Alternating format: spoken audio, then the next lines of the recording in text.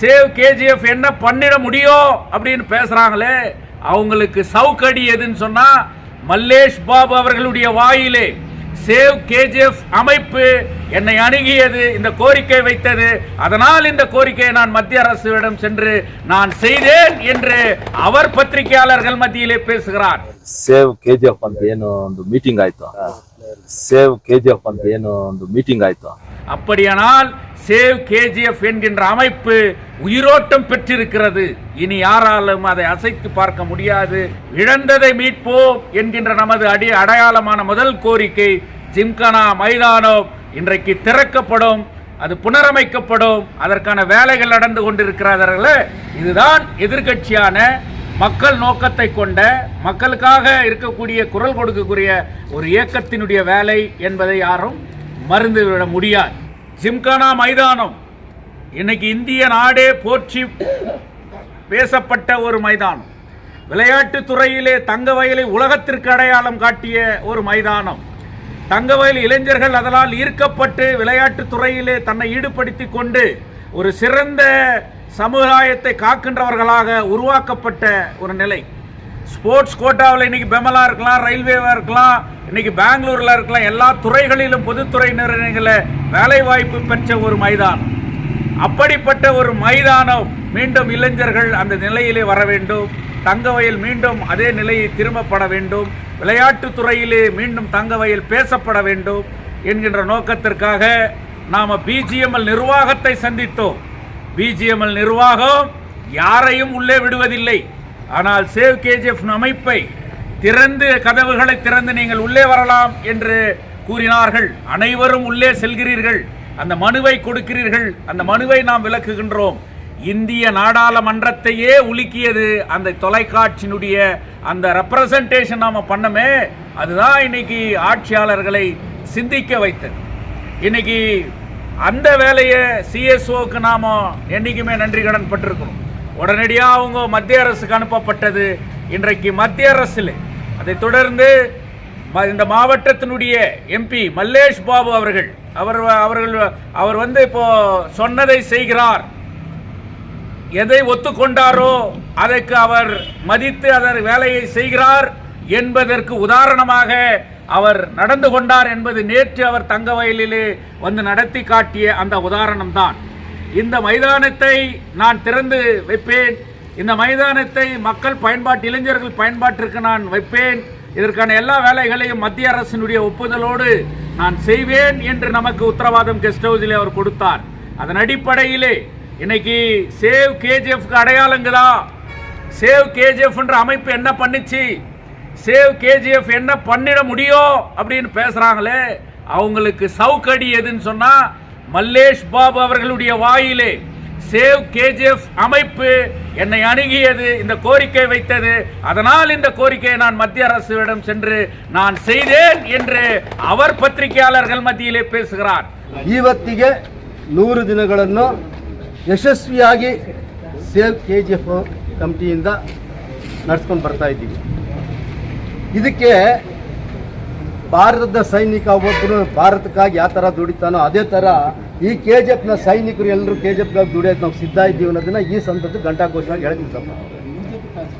ಯಾಕಂದರೆ ಈ 100 ದಿನಗಳ ಕಾಲ ನಾವು ಏನು ಮಾಡಿದ್ವಿ, ಈ ಕೆಜಿಎಫ್ ಜನತೆ ಮುಂದೆ ಏನು ತಗೊಂಡೋಗಿ ಇಟ್ಟಿದ್ವಿ ಸಬ್ಜೆಕ್ಟ್ಗಳ, ಅದರ ಬಗ್ಗೆ ನಮ್ಮ ರೂಪಕಲಾ ಸ್ಟೇಷನ್ ಅಕ್ಕನವರು, ನಮ್ಮ ಮಲ್ಲೇಶಣ್ಣ MP ಅವರು ಇದರ ಬಗ್ಗೆ ಏನೇನು ಇವ್ರು ಬರೋದಕ್ಕೆ ಮೊದಲು ನಾವು ರೆಡಿ ಆಗಬೇಕು ಅಂತ ಅವ್ರು ಸಿದ್ಧತೆ ಮಾಡ್ಕೊಳ್ತಾ ಇದ್ರು.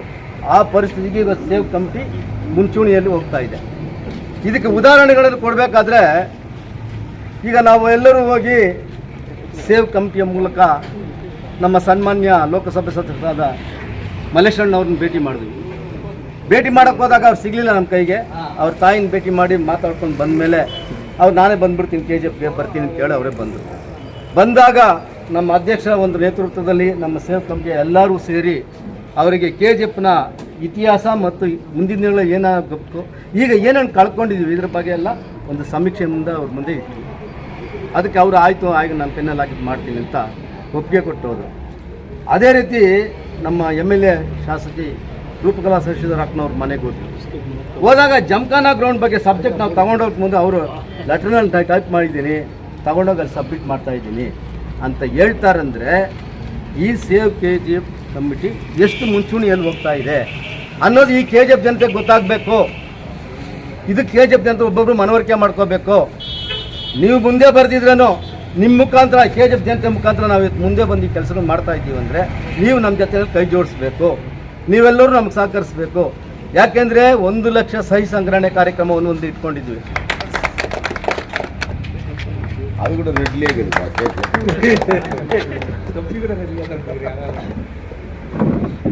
நம்முடைய கோரிக்கைகளை முன்வைத்து அது இன்று டெல்லி வரை சென்றிருக்கின்றது. குறிப்பாக நீங்கள் பார்க்க வேண்டும் என்றால் 2 நாட்களுக்கு முன்பு மதிப்பிற்குரிய பாராளுமன்ற உறுப்பினர் மீடியாவிலே சேவ் கமிட்டியை பற்றி பேசியிருக்கின்றார்கள்.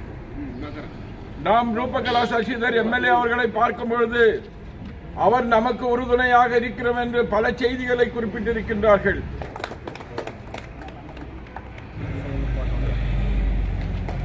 வெற்றி நாள் நமக்கு இந்த நிகழ்ச்சியை அருமை சகோதரர் யோஜிபாத் தலைமையில் முன்னெடுப்பு எப்படின்றத கூட எங்கள் ஸ்டைலில் நாங்கள் பண்ணி கூட காட்டுறோம். அது வந்து சக்ஸஸ் ஆச்சுன்னா நீங்கள் வந்து பிடிச்ச எல்லா ஏரியாவில் நம்ம பண்ணலாம். மக்களை ஒரு இடத்துல கூட்டிகிட்டு லிமிட்டடாக வந்து இல்லை எல்லாமே வந்துட்டு ஒரு 2 பேர் வந்து நம்மளுடைய நோக்கத்தை அவங்கக்கிட்ட சொல்லணும். சிக்னேச்சர்ஸ் வந்து நம்ம அங்கேயே கொடுக்கணும், எல்லாமே வந்து பண்ணணும். இதை வந்து ஒவ்வொரு வட்டாரத்திலும் நம்ம பண்ணணும்னு சொன்னால் எனக்கு தெரிஞ்ச ஐயா அவர்கள் சொல்கிறது இந்த சமயத்தில் சொன்னார் 1 லட்சம்னாரு, பல லட்சத்தை நம்ம வந்து கேதர் பண்ண முடியும்.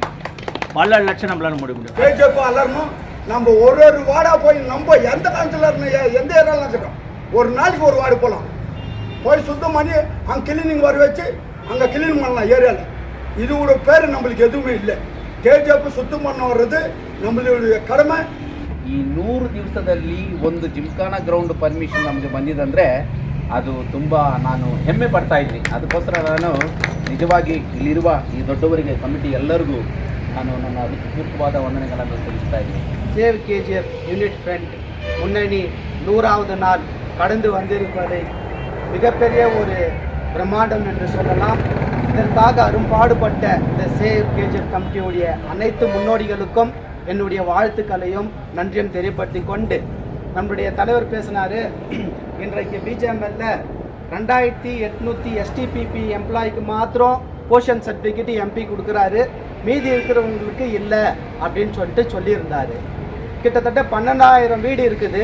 2850 பேருக்கு மாத்திரம் இந்த போஷன் சர்டிஃபிகேட் கொடுத்தாக்கா மீதி இருக்கிற 9,000 இருக்கிற வீடு அது எக்ஸ்-எம்ப்ளாய் அவரு இருக்கக்கூடிய அவருடைய வாரிசுதாரர்கள் இருக்கிறார்கள், அன்எம்ப்ளாயுடைய வாரிசுதாரர்கள் இருக்கிறார்கள். அவருடைய நிலைமை என்ன என்பது ஒரு கேள்விக்குறியாக இருக்கிறது.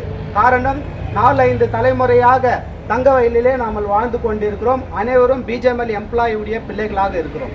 இதற்கு ஒரு முற்றுப்புள்ளி சேவ் KGF மூலியமாக இது தீவிரமாக MP இடத்துல எடுத்துன்னு போயிட்டு நம்முடைய தலைவர் சொல்ல வேண்டும்.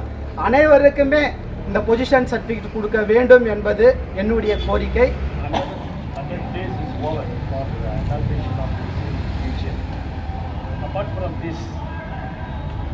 நான் வந்து பேசணும்னு நிறைய பேசுவேன். நம்ம சப்போர்ட்டிவாக போகணும்னு நாம கட்ட வேண்டியது அரசாங்கத்தின் அலுவலகத்தை அதிகாரத்தை.